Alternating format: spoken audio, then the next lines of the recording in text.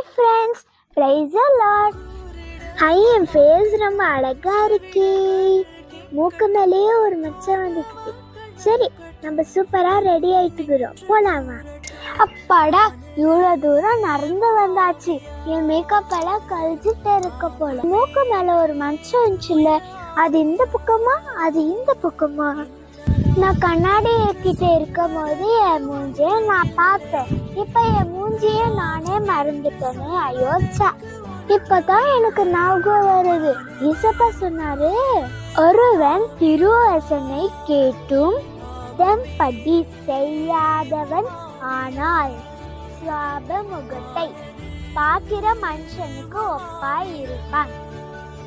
So வசனத்தை வெறும் கேட்காதீங்க ஃப்ரெண்ட்ஸ், அதன்படி செய்யுங்க.